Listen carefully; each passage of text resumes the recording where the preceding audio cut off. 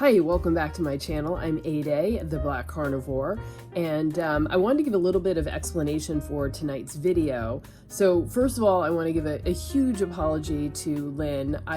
We recorded this video back in May, and somehow it got lost in the shuffle and I never actually published it. So I wanted to bring it to you tonight, partly, because Lynn, of course, is wonderful and has an incredible story, but she was at the beginning of her carnivore transition, and I think that's just a really helpful thing for new people to hear. So I wanted to bring it, out, and I'm hopeful that I'll be able to get Lynn back on soon to actually get an update on where she is, because, she was sort of at the beginning, but I know that she was doing really well, and I'm excited to hear how it's going. The other thing that I wanted to explain was I met Lynn at MeatRx, and we recorded this video right before all the stuff happened at MeatRx that forced me to leave, and I had to ultimately create a video entitled Racism in the Carnivore Community, and I'll link it below in case you haven't seen it. But I found MeatRx to be a hostile place. A lot of other Black people did too. A lot of people left, and it's not a place I support. So even though we talked about it in positive terms in this video, I want to make it clear that I don't recommend that you go there. I do think it's really important to have community, especially as we're doing a diet that is, very different from the norm. So I did want to, continue to, to create a community that is welcoming to all different types of people. So that is kind of where, what's kind of behind the Black Carnivore community. We want to be a place that is supportive and welcoming and encourages, non-traditional voices. So you will see lots of Black people who are doing the carnivore diet on this channel and on this platform. And, we're going to continue bringing our stories to the forefront and making sure that our voices are heard. So I encourage you to come join the Black Carnivore community, and and it's not just the videos that are here, but we also have a Facebook group. We also have Zoom meetings. This is all for free. This is all to help us to get our health together and to be as strong and as capable as we can. So I encourage you to come on, join the community, enjoy the video tonight, and I look forward to seeing you soon.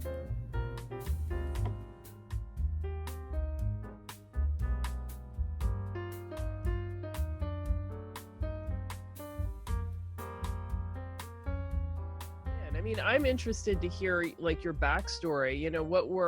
What caused you to kind of look for an alternative way of eating, and how did you land on carnivore? And what's been your experience? Have you found that you've seen improvement, or is it the same for you? What's that like? Goodness, so different.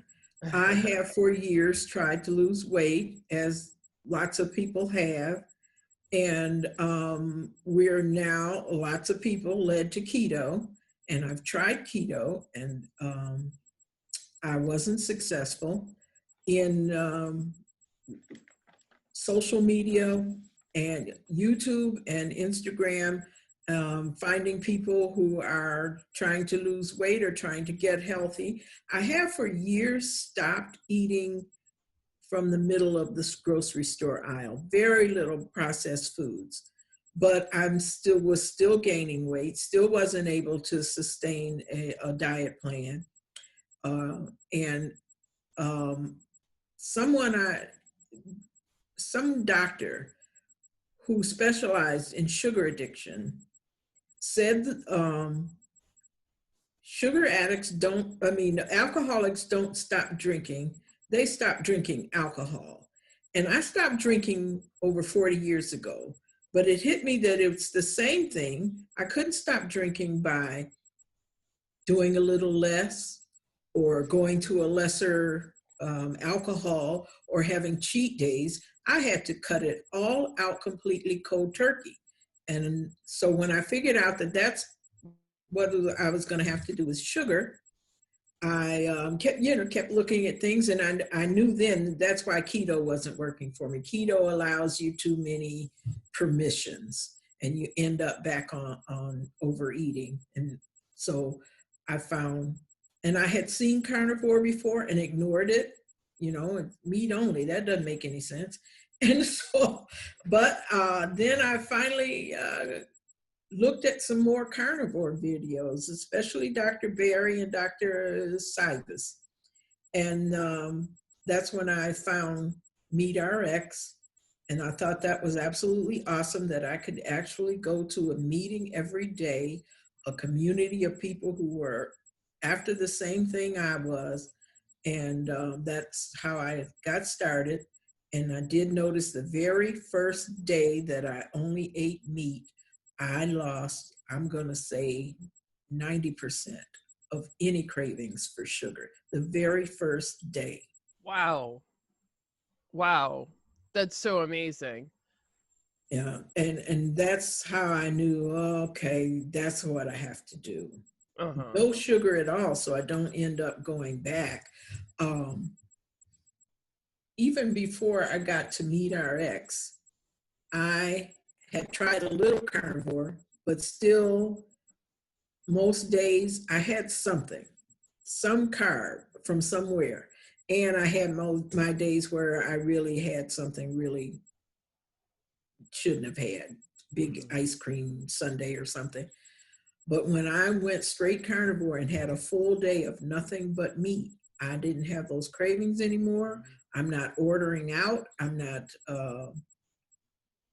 just getting food, and I'm not eating all day long. That's just stopped eating all day long. Whereas before, I couldn't go in the kitchen and come out again without eating something. Mm-hmm. And now I eat till I'm full. I can eat anytime I want. And the thing is, I don't want to eat all the doggone time. Mm-hmm. So I thought that's awesome. Yeah. That's really powerful. So so you've been doing this, you came to this like what, in the last like 3 or 4 months, or? Um, Very diligent. It's been 2 weeks. That's the date from the day I joined MeatRx. Mm-hmm. That's when I started stopped playing around and got strictly carnivore. Before that, it had been about a month that I was trying carnivore. Mm-hmm. So it's been really 2 weeks that I've been diligent and not had anything that wasn't meat. Okay. And so, but before then you were doing keto for how long would you say you did that? Um, I don't know. I just tried it off and on for, I'll Mm-hmm. say, a year, off and on, because I try and I might get 2 days, but not really. Mm-hmm. So, oh, okay. So when you were on keto, you wouldn't even necessarily say you were in ketosis. Oh, never. And I'm not sure I'm in ketosis now. It's been 2 weeks because Uh, what I've seen people describe, I don't have. I haven't had whatever the keto flu is. I don't feel bad. I don't have a headache. I'm not tired at all. mm-hmm. So I don't know. Okay. All right, that's cool. Were you uh okay, so I mean that's not necessary to test or to know whether you're in ketosis or not. What Do matters you is test your like the ketone benefits. Yeah, I do. with a But strip or the meter thing? so both, Oh, it just depends on it depends on how much money I have and what I happen to have at home. So the urine strips are easy to get, and they're not that expensive. So I'll have those, and then when I run out, like, I just don't buy them again until the next time I think about it. And then the blood strips, those are much more expensive, and I usually, like, I'll have some, I'll use them, and then when I run out, that's it for a while. But I just got some more, but I haven't opened up the pack and actually tested. So I enjoy testing, and for me it's just sort of motivating to be able to see what the numbers are and kind yeah. of pay attention to what I eat and what I've done and what the numbers are. But that tends to use up the strips pretty quick. So I don't really base my my choices off of it, but it's just sort of interesting to observe, I would say. Right. Yeah. But it is helpful to I think it's helpful in the beginning to know where you're at. Right. and how far how far you can go. And I think it does take a while to get fat adapted. So I would say in the beginning, if you haven't been in ketosis or you haven't ever really spent much time in ketosis, it can take a while to really get good at being in ketosis. Oh, okay. And I think for me in the very beginning, it might have been like 6 to 8 weeks. Oh, So at the 6 week mark, I mean, I was, like when I first started, uh, let's see, a ketogenic diet, I was eating less than 50 grams of carbs a day, and usually trying to average around 35 grams.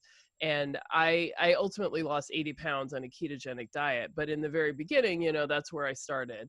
And so I would say the first 4 weeks, I, would be like, it was like, coming off of a drug or something. I was like white knuckling it and just, trying to get through each day without mm, succumbing to a craving.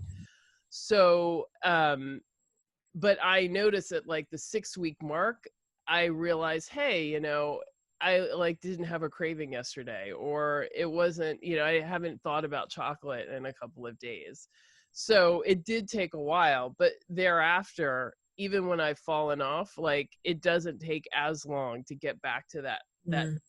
the highest level point. So if you are already 90% of your cravings are gone after a couple of days of eating only meat, like by 6 weeks, you're going to be out of this world. It's like a whole other experience that you can't even imagine right now. So as good as you feel now, you're going to feel so Wow. much better. Wow. And then I would say when I went carnivore, I didn't even start to reach the peak of the improvements until about 6 months.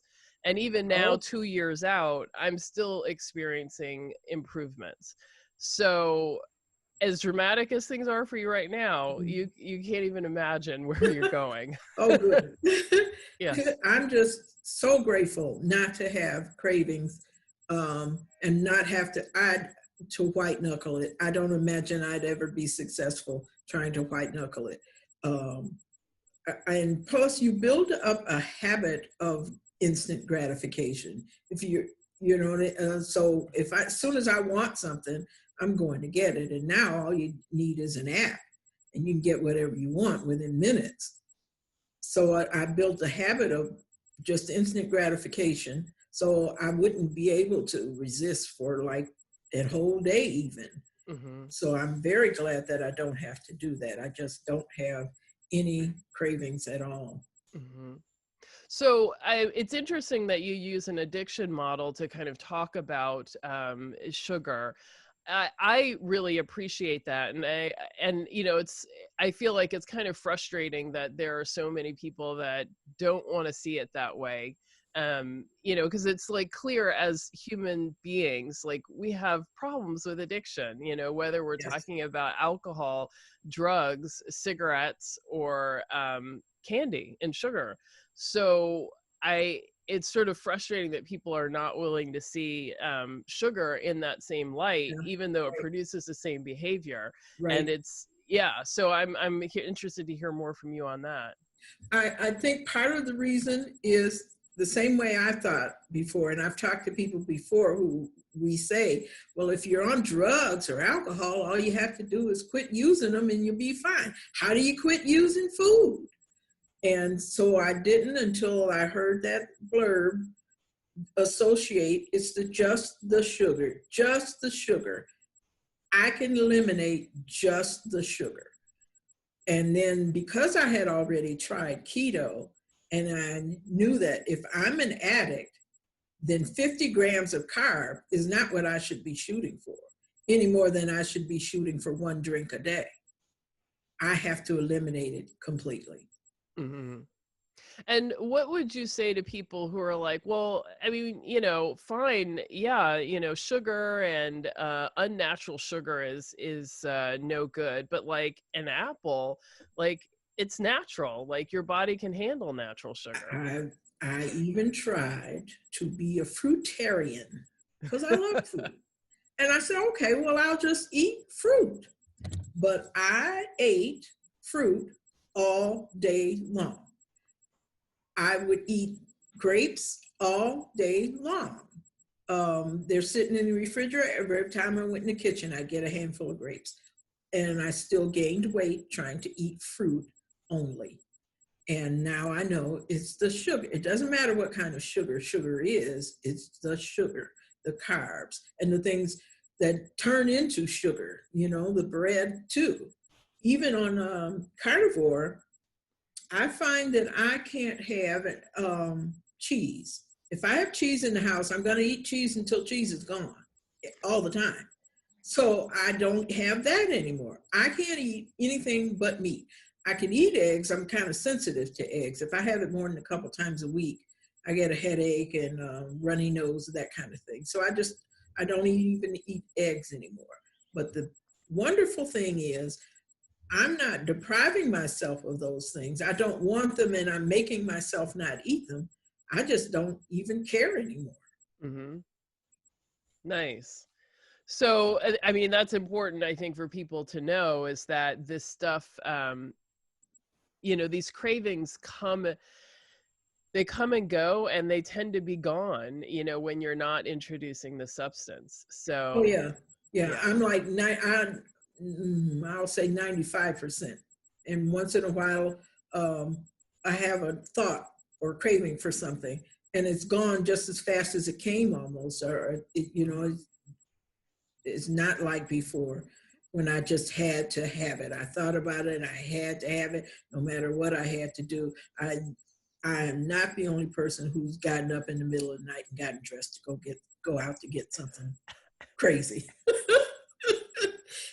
So now what I do, in case I do, sometimes if I don't eat enough, I don't know that I haven't eaten enough until it's only a short time later and I want something else to eat.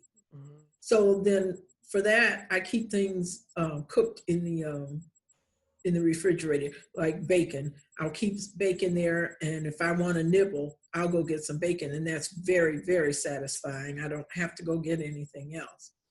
So I just don't have the issue of trying to resist. Mm-hmm. It just isn't there. So, and how do you feel? I mean, I feel like until I started carnivore, I didn't really know what it felt like to be full and satisfied. And all my life, I feel like we've sort of been indoctrinated as women to eat less, to eat smaller. The goal is to consume less and less, and not to be satisfied and full. And so the first time I ate this way, and like at the end of the meal, it was like, wow, there's, I have done everything I needed to do, and my body's like, yes. Like, that's new for me. Like, I never had that experience before. Yeah. So yeah. I used to wonder why I would eat, and then it seemed like less than 30 minutes later, I'm hungry again. And what is this? And I'm not just thinking I want food. My stomach feels like I have to eat. And it doesn't go away unless I do eat. And I know there's something wrong. I just don't know what it is. And now, the first couple of days I would eat, and then it's a couple of hours have passed, and okay, I haven't eaten and I don't want to eat. That's weird. Mm-hmm. It's very new. I usually always want to eat, but now I eat. And the other thing is, whenever I want to eat again, I can, and I don't have to be concerned about it. Mm-hmm. I can eat as much as I want to be satisfied, and then go on about my business. Yeah. Well, and, this is something that I've been like, sort of mulling over in my mind about, how to talk about carnivore to other people. Because I think at the very core, people talk about wanting to lose weight and what's the quickest way to do it, and and how do you get like maximal health. But I started thinking, what I really want is to be thin, healthy, and full. Yes. And I think that's what people want, but don't know how to get there. And so, all these other programs are promising ways to, sort of reduce that need to eat by, maybe filling out your stomach with like lots of, bulk and substance. But, we don't really know how to get there with like deep satisfaction. But the first time, you eat that steak with all that fat and you actually hit that deep satisfaction point, it's just like, oh, Yeah. I mean, it's like your body's like breathing air, oxygen for the first time. And it's like, yes. It's the reason I'm glad I found a community, because there's no, and I'm too early now to even, people won't even ask me yet. At some point, somebody's going to say, how are you losing so much weight? Mm-hmm. And I'm afraid to say carnivore, but I've decided that what I'm going to say is I gave up sugar. Mm-hmm. And then if someone wants to know more, then I'm ready to go into it. But people get to where they're supposed to be in their own time, their own way. I don't mind dropping a nugget saying, well, I'm doing carnivore, and go on about my business. Next time they hear carnivore, they, associate it with that, and they may eventually, but I'm not trying to convince anybody Mm-hmm.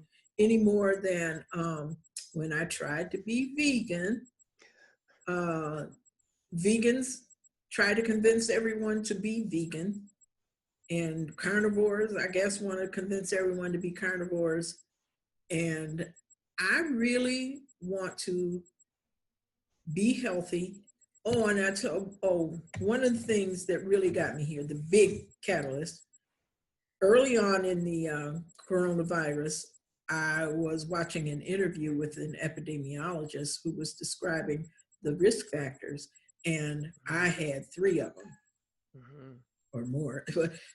Age, obesity, high blood pressure, diabetes. Diabetes is the only one I don't have. And then later on, now we're finding how many Black people are dying because they have these risk factors. And it's all metabolic disease, which is all controlled by diet. Mm-hmm. So one of the things I want to do, I want to save myself, but if I can tell my story and save other people, we need to be around. And I'm not a conspiracy theorist, but as soon as they started publicizing those numbers, people were standing on the courthouse steps in Michigan with guns talking about open up. And why do they want to open up? I want to be here to vote, for one thing.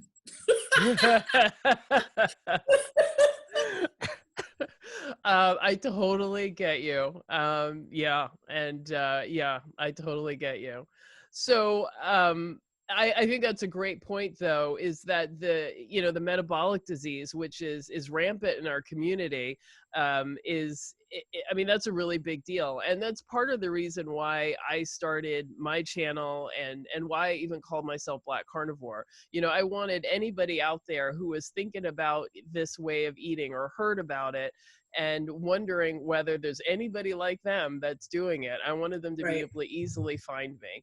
And I want to elevate our stories and give us a platform so that, for people who are curious and who are willing to give it a try, that there is some community there for them. So I'm really glad you came on to tell your story, because, having this kind of, having someone model the behavior is so important for human beings. Like, we need to have that community. And you are so lucky to have MeatRx and that platform at the beginning of your journey. Yes. I mean, when I started this, I mean, it was like, what? You're out there flailing by yourself. Yes, absolutely. And so, I rewatched every interview I could find with Amber O'Hearn. I watched the stuff with Sean Baker, but, that's like 2 people in the beginning. And I didn't tell people I was carnivore. I would just say, I'm low carb or keto. Yeah. And I just, and I still think that being in ketosis is important to my healing. So it's not just the no plantness that's helpful. It's being in In ketosis ketosis. and then also removing the things to which I'm sensitive. So there are two components there for me. But yeah, so I'm impressed. But I'd love to hear, like, what is your family saying, or have they noticed yet? Or, because people don't No. necessarily notice what's on your plate either.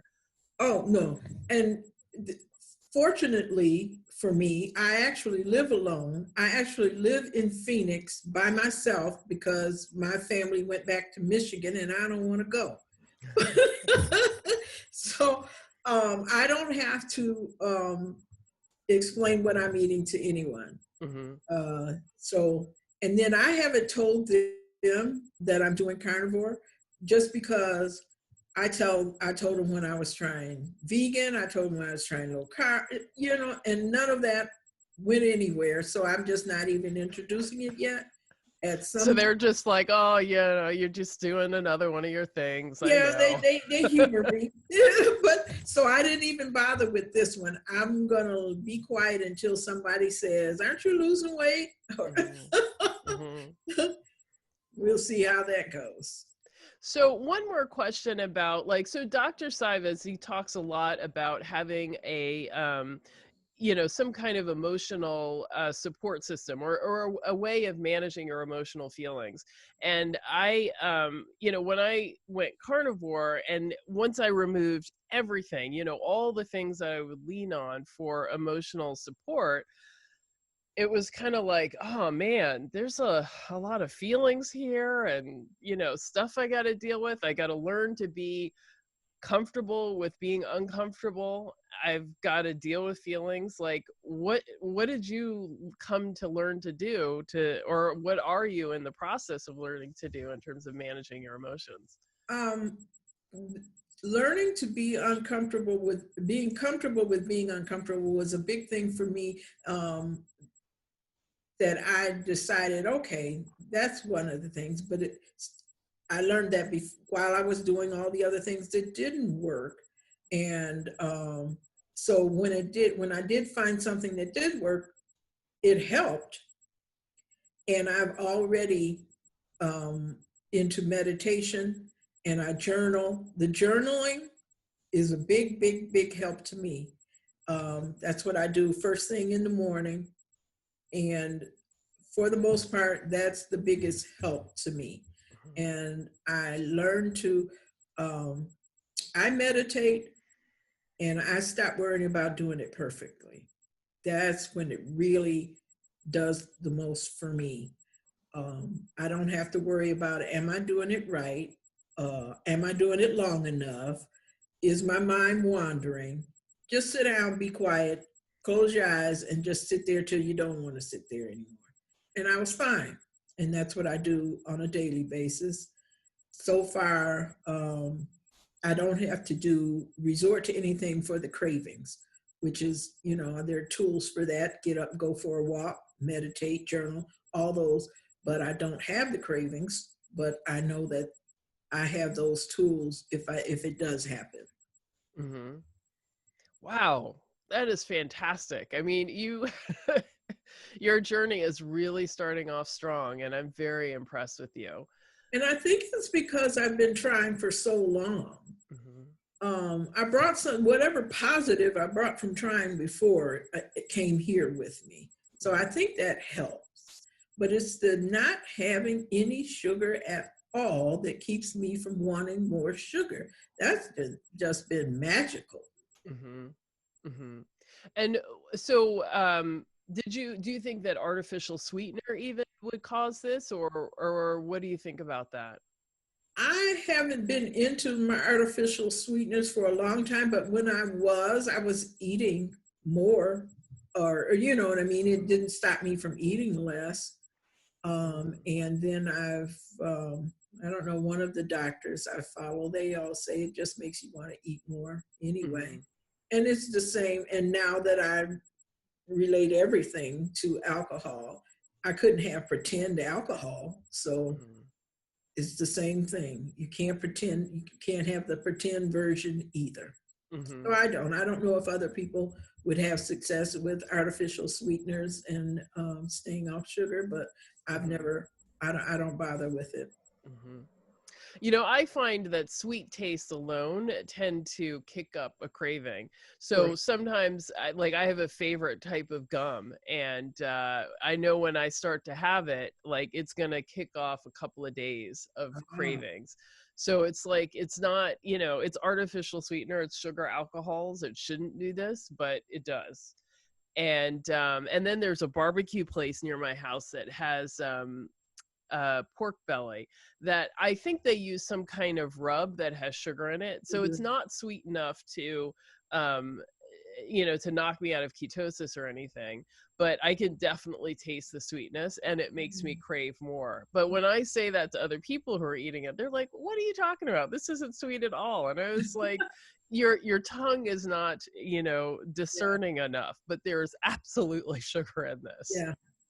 And then for days, like, I have cravings and it's like, oh my God, why, just the tiniest bit of this stuff is Ah, like a killer. I'm trying. I got a tip from you regarding coffee. I drink my coffee black anyway, although I have always preferred it with all the vanilla, hazelnut, whatever. But I've been drinking it black. But I got that tip from you about the little bit of salt takes away whatever bitter edge is in that coffee, and it works perfectly.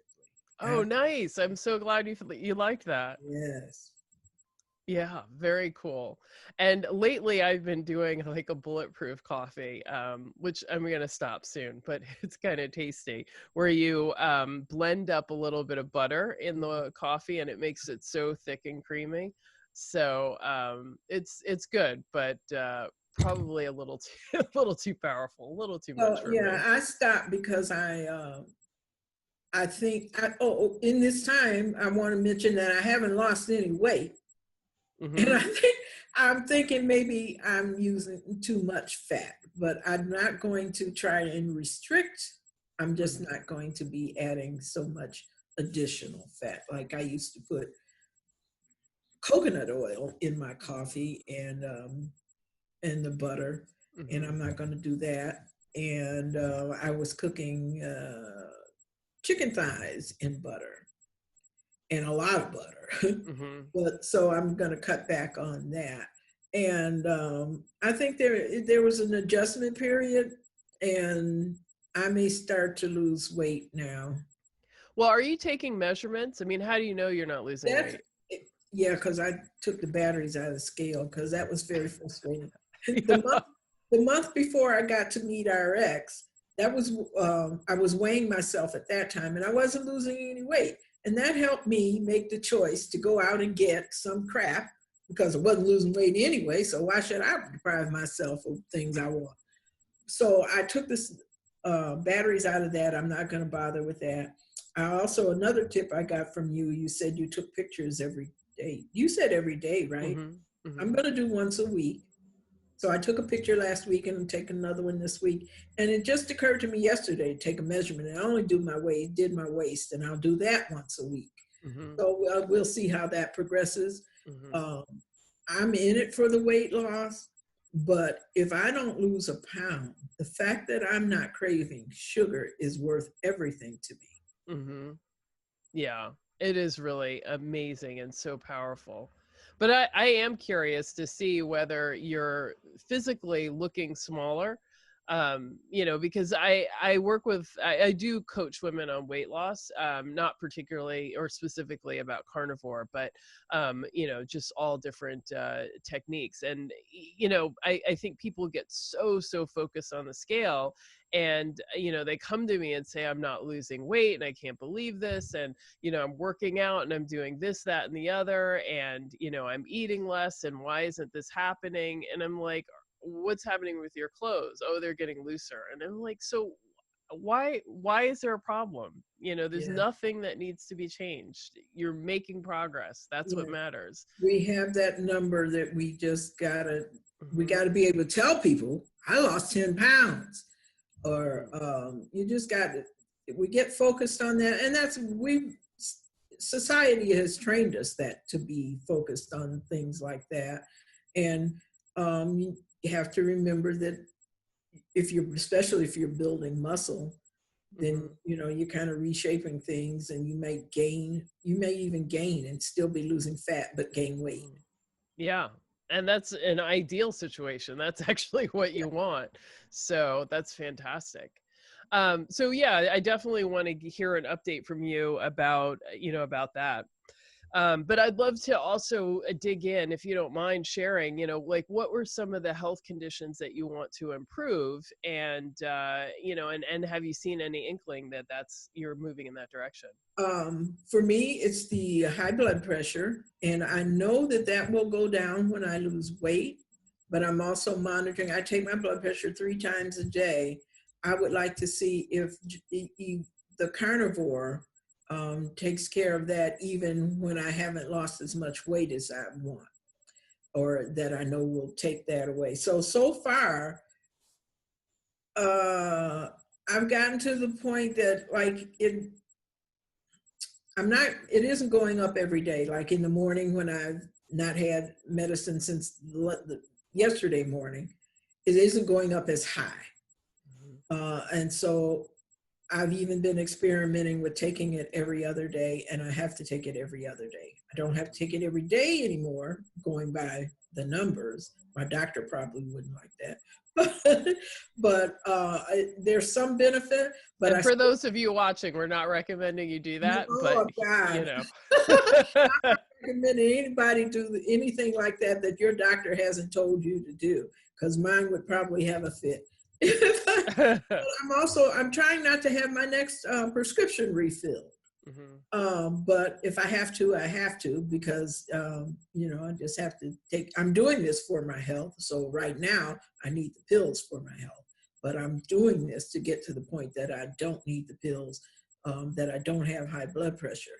And I have, at this weight, I think about 20 pounds is where I go. Below that, I don't have high blood pressure. So when that happens, I'll be off that.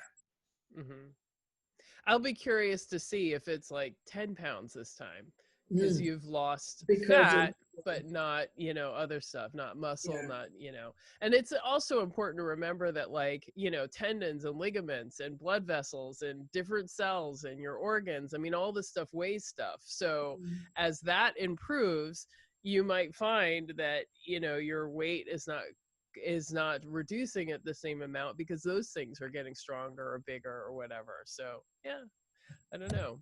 I'll keep an eye, keep monitoring everything except the scale. I'm not.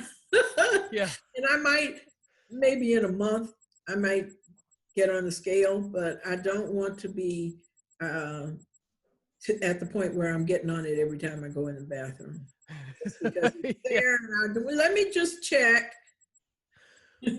Don't do that. Yeah.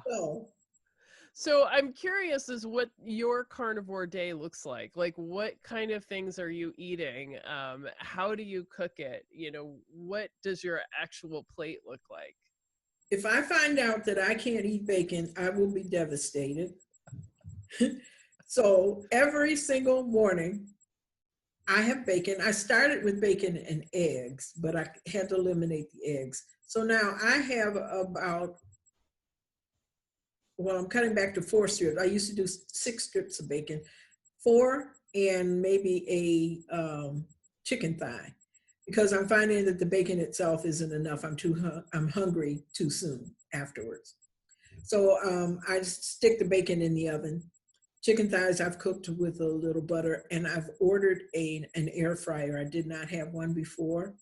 So that's coming later this week, and I'm going to be cooking everything in the air fryer, and that way I can add less added fat and get things cooked. And as long as I'm still getting enough fat, I'll be satisfied with that. And so I'm trying to find out what my daily, I know I'm not going to be, a lot of variety is not good for me either.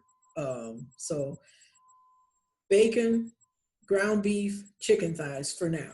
I have bought a few steaks that I'm gonna try when when my air fryer comes, but I've never been a real big meat eater. So I'm not even familiar with various cuts of steaks. But I bought 3 different kinds and I'll see what goes. But I've never walked into a restaurant and ordered a steak because I don't care enough about meat to pay for it. So, Wow. So you've spent most of your life being like quasi-vegetarian to a very little meat, or did you focus more on fish and chicken, or what was that like? fish and chicken for sure. And I love vegetables. So lots of vegetables, but all those things came with sauces and, all those other things that you don't, that lead to eating more, that have a lot of carbs. And I remember one summer I ate out a lot, but I would always get fish or chicken and vegetables. And I would ask if it came with potatoes or something, could I just have more vegetables and eliminate potatoes? And I lost a lot of weight that one summer eating that way. But the reason now I realize that I couldn't keep that up. I was eating just enough carbs to always want some more food or something else, or end up getting the sugar again and going off the rails. Mm-hmm. Yeah. And like I said, it's been years since I've been shopping regularly in the middle of the aisle. I don't buy anything for the most part. I didn't buy canned foods for years, boxed foods. I was on the perimeter where they said I should have been, but I was still overeating, and I was still, except for the times I'd get the cakes, ice cream, all that kind of stuff. I'd do that, but I didn't bring that home. And I was still gaining weight, which is a good strategy to not have that stuff in the house. You have to go out and get it. But I'd go out and get it. So Well, I agree with you on the sauces and stuff like that. I mean, I thought I loved vegetables, and now I've experimented from time to time, and had some Brussels sprouts, or had some vegetable that I had before, and it's like, oh, I don't think I like this. And I went, like, when I first started, I focused on ground beef and butter and everything, and I, like, 2 weeks later, tried garlic again, and I tried putting it in the hamburger, and I used to love like garlic and onion and all this stuff in, and oh my god, garlic is awful. I will never eat it again. It was so bitter and acrid and awful, and I was like, why did I think this was good? So ever since, like, even smelling it, I'm just like, oh wow. So I know it's such a weird thing, but now, like, even the barest hint of like spice, and I'm like, wow, that was so Really? oniony, and everyone's like, what are you talking about? There's nothing in here. But my taste and my palate has changed so much, and it's so much more I can detect and sense and taste and Yeah. smell things so much more. I had lost my sense of smell. I'd forgotten about that. Oh, Because I have so many allergies, and eczema, asthma, and allergies, they tend to come together in threes. They're essentially the same thing, but they hit different parts of the body. ah, And so, I'm allergic to dogs, and I was living with a dog, and, I just am like allergic to everything. And so when I moved out from living with the dog, like, I started to be able to smell again, and I didn't even really realize how little I could smell. yeah. But once I became carnivore, I could smell and taste so much more. And I realized, even still, I was, I wasn't able to sense and detect in the way that other people are. So, yeah, it was pretty stunning. And I think it was probably dairy was the thing, because once I quit dairy, that's when my asthma went away. Ah, So, yeah. So it's, for me, it was a big deal. And so the whole thing with the spices and stuff, like, now, salt, it's like, that's good. Pepper, be careful. Like, you can do too much. oh, maybe one of the things I was wondering about, I still wake up in the morning slightly congested.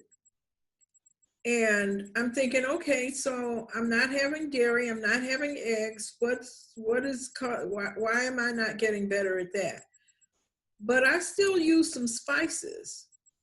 So maybe I'll cut back and see if that changes. Well, especially the nightshades, because those are things that people are typically, have some kind of reaction to, or, in a larger scale, that's often a thing that is irritating to people. And so the things that would be in the nightshade family would be any of the like peppers, so paprika, hot pepper, cayenne pepper, anything like that. Hmm.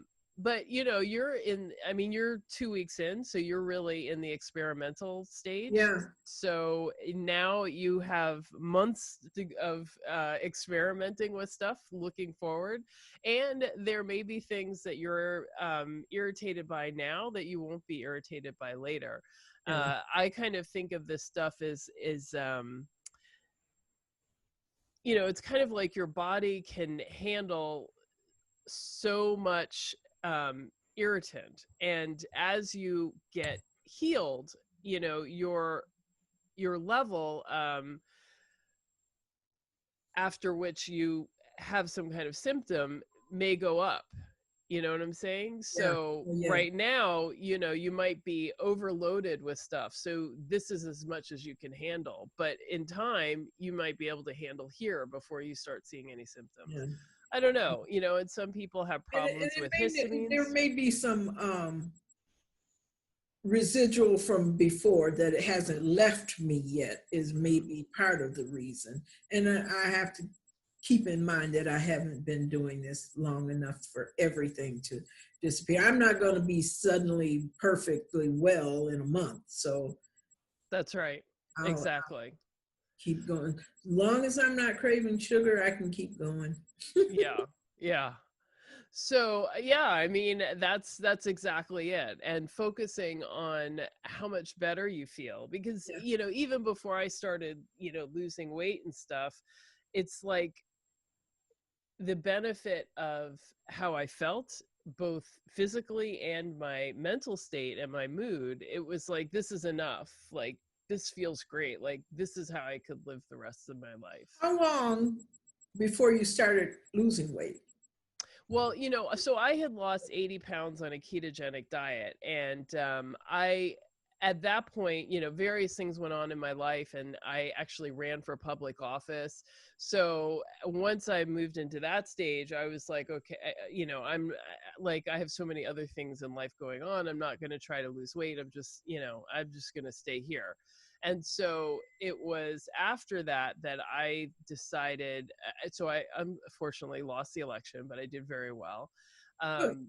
Thank you. But after that, I decided that I wanted to try to start losing weight again, and I started the carnivore diet. So but I, at that time, also had some other medical conditions going on. I was super anemic because I had, menstrual problems and, a lot of bleeding and all of that. So I was really, really anemic, like to the point where, my doctor was like, if you feel like you need to, you can go to an emergency room and get a transfusion. It was that bad. And then, so the first time I ate like ground beef with butter, I mean, I think it was not only, and I cooked it in a cast iron pan. I think it was not only like the fat and the beef, it was the iron. Iron. And it was like, my, my body was just like, thank you. I've finally done it. So it didn't take long. I mean, it was like basically 2 days, and I was like, I'm done. This is where I was supposed to be. So it took a while of like healing that and dealing with that, and trying to, get that up. And then I had to have an operation to deal with what was going on. And so, I was doing a lot of healing. And I think I got tighter, but I didn't really like lose weight on the scale, so to speak. Right. So so I haven't really lost weight. I've my body composition has changed, but I haven't really lost weight. But I would say I also haven't really, I haven't really thought about trying to either. Right. So, and I don't know. I mean, I'm not sure. I don't really have the motivation to try to, because Now, no. in the past, my understanding of weight loss was, you eat less and you have to be hungry, and no one desires to do that. It's like it's really Absolutely. hard to get there, but this kind of just happens as you go along. So I think I put away the fasting for a while, and I'm just gonna coast here. So I would say my body composition is changing, and and and it's still changing. So that's all I can say about that, I guess. And it will find its own levels, Yeah. where it's supposed to be. Yeah. But I had already, and I think I had already lost a lot of weight, and Yes. um through some deprivation, even though I was on a ketogenic diet. So I don't know. I kind of feel like my body's like, we're good. We're done. Yeah, absolutely. You look good, and people think you look good. So this is all I feel like doing now. Cool. Yeah. But I'm at this point sort of experimenting with doing only beef and higher fat, because I do notice that I am more sensitive to things like bacon and pork rinds, and and potentially butter too. Like I make ghee, so I can remove as much of the proteins and and the dairy products as I can, so that I can be sort of in a not so irritated. So I will have ghee, but I'm trying that now, and I definitely notice, like, doing that, the inflammation really does continue Oh. to subside. So Oh. the breakfast that you describe with the chicken thighs and the bacon is delicious, but when I eat something like that, it's almost as if I haven't eaten. It's like my body's like, oh, that was a great side, but when's lunch? Ah. So yeah. And a lot of people, I feel like, are like, think of carnivores as being, these men who are like beating their chests, and they're like, Yes. I must have beef cow. But it's like, it's not, it's not, we don't act like that because there's some indoctrination, some ideology. It's literally, I feel different if I eat beef versus chicken versus fish. Ah. And so I don't really feel like I've eaten if I'm eating only chicken or fish. I enjoy having some scallops on the side of my steak, but if I don't have the steak, like, I haven't eaten. Yeah. I have noticed when I've eaten fish that it wasn't enough. I eat what I want to eat and I don't want any more, but I think I just stopped eating because I don't want any more of that anymore. It wasn't enough food though, so then I soon after want more. So it is something that and especially the chicken thighs I'm eating with less butter, it isn't enough. So I know that I'll probably end up where my precious bacon will be an accompaniment rather than the meal. But I can see where that is going to happen, and I'm fine with it. But for now, my breakfast is 6 slices of bacon or 4 slices and something else. Right. I mean, and that's okay. You don't ever have to get rid of bacon if you don't want to. But yeah, you might find that, you have to find a base meat that works for you. And typically that's going to be a ruminant animal. It doesn't necessarily mean beef. It could be goat, it could be lamb, it could be, bison even, but it's the ruminant meat that gives you the substance, and then I think of those other things as sort of sides if you want Yes. them. Yeah. Yeah, Yeah. that's something I'm going to still keep experimenting with because, like I said, I wasn't a meat eater before anyway. So I haven't regularly eaten um, steaks of any kind. And so I'm going to be trying beef. Um, I think I might try some of the others when I can get bison. Bison is easy to find from what I've seen. I've been um, researching or looking at farmers and their deliveries, and trying to get quality meat. Bison is easy to get. I don't see how I can get some decent scallops because I haven't even looked for those in the even in the grocery store. Mm-hmm. But I love scallops, but I know it would be, like you said, it'd have to be an accompaniment to meat. It wouldn't Mm-hmm. be enough on its own. Yeah. But I'm still experimenting with what I'm going to be eating regularly. I know that's an ongoing thing for me. Yeah.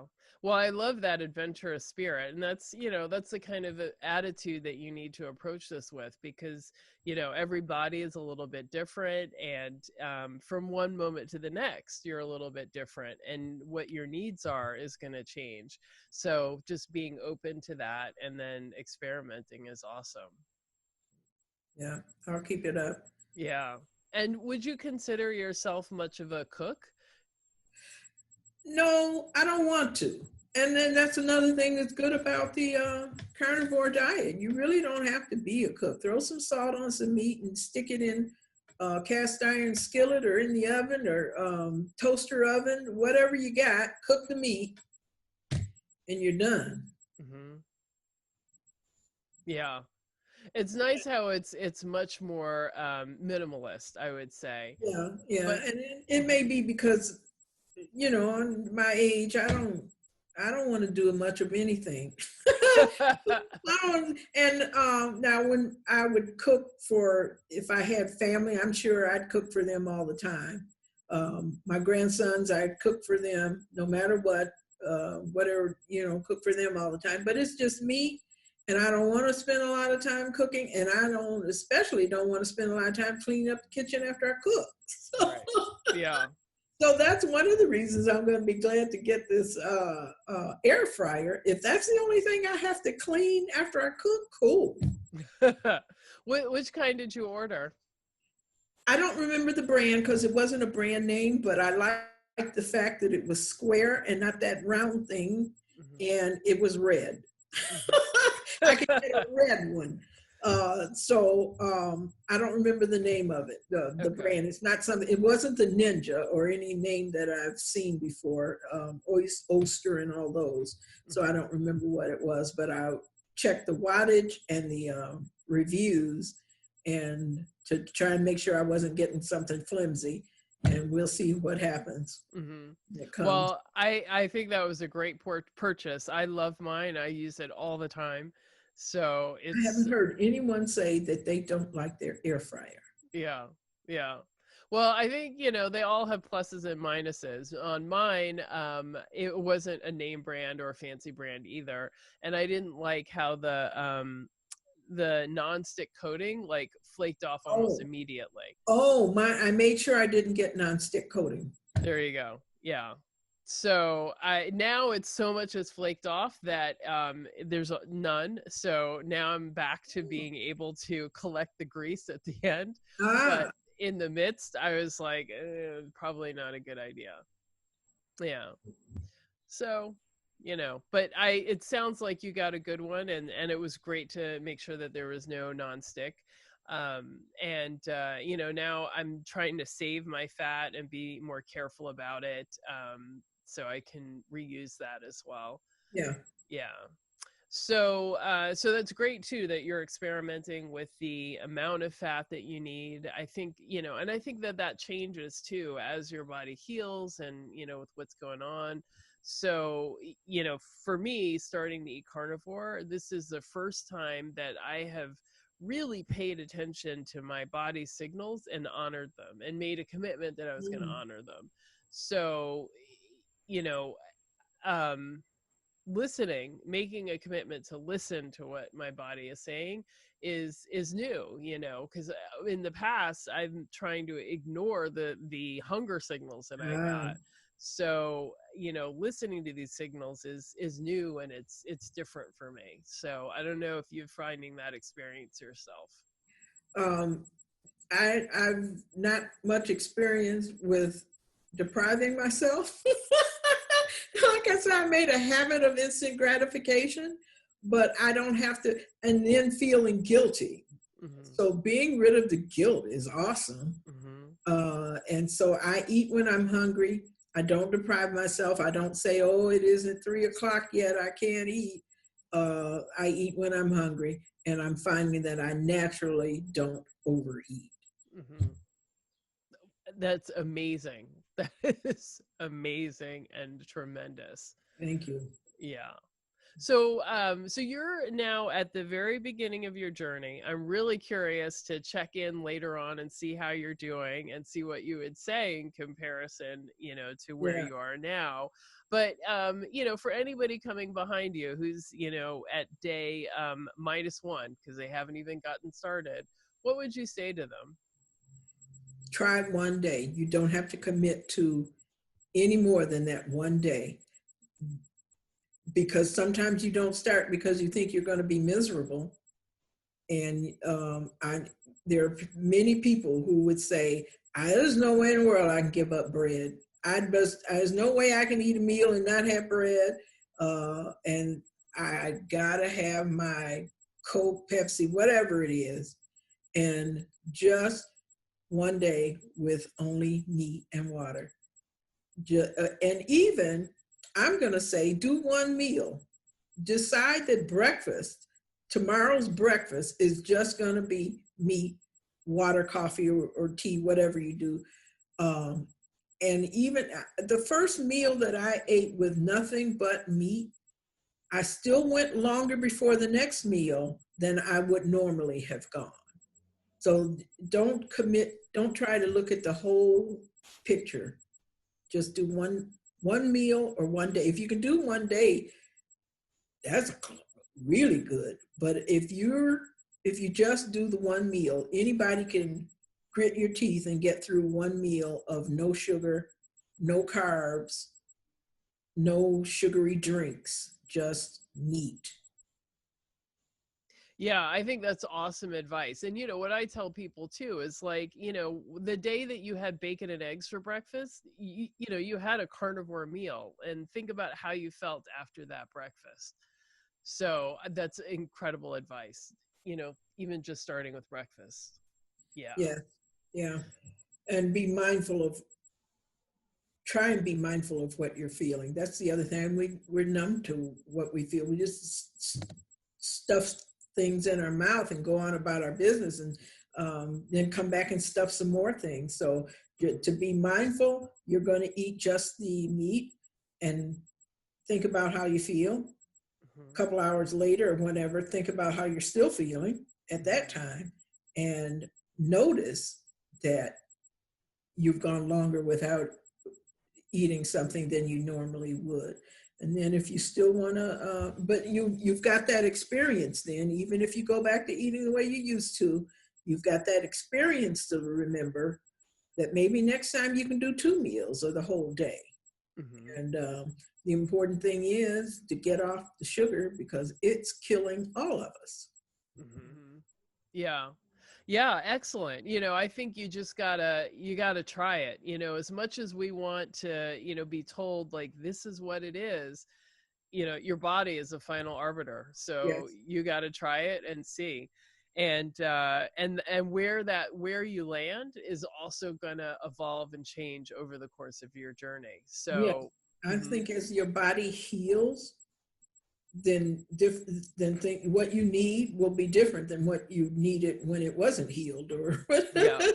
when you have other things going on inside that you've gotten rid of, then your body doesn't need something else, or more of one thing and less of another. And you're paying attention by then, and you're more able to recognize signals, and more apt to go with trust what you want.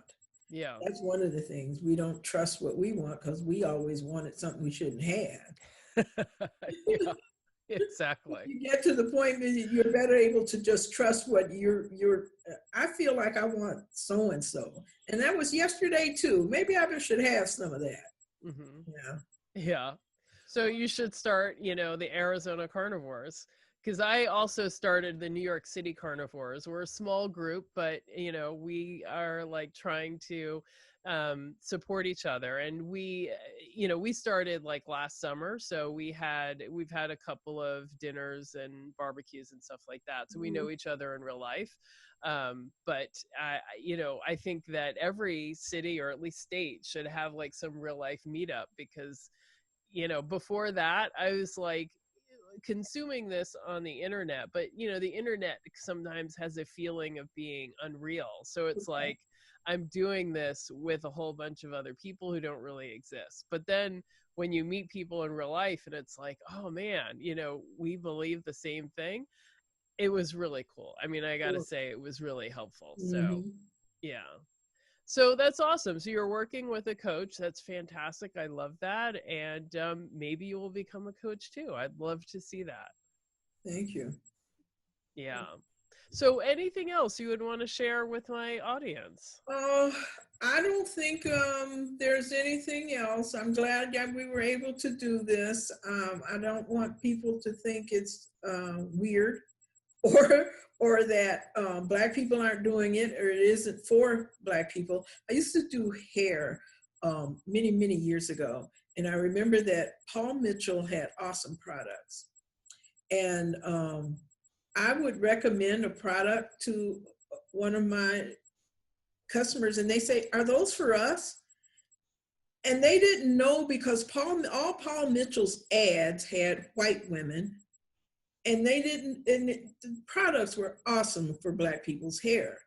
And I wrote a letter to Paul Mitchell, because they sent in some advertising cards for us to put on our stations, and they were all white women.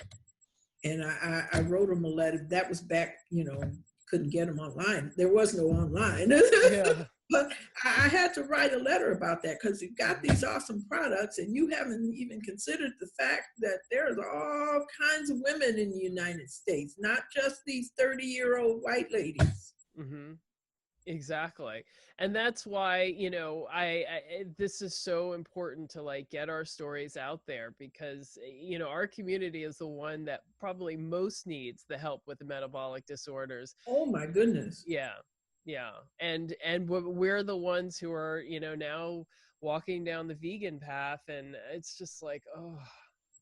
Yeah, I watched a video with Dr. Ken Berry yesterday, and he was, he's adamant about curing these metabolic diseases.